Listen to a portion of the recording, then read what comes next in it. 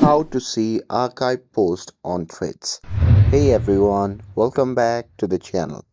In today's video, I'm going to show you how you can easily see the archive post on your Threads app. So now without further ado, let's get started. So first thing first, open the Threads app on your phone and make sure that you are logged into your account. And now here, once you are inside the Threads app, tap on the profile icon shown in the bottom right corner of the screen. And once you tap on it, you'll be prompted to the profile section.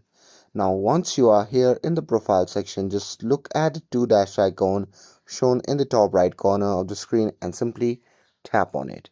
And here, once you tap on it, you'll be prompted to the settings section. Now from here, under the settings section, if you scroll down there, you can see the option labeled as archive.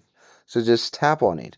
And now here under the archive, you will see all the list of your posts that you have archived before. So that's it. That's how you can find archive posts on Threads.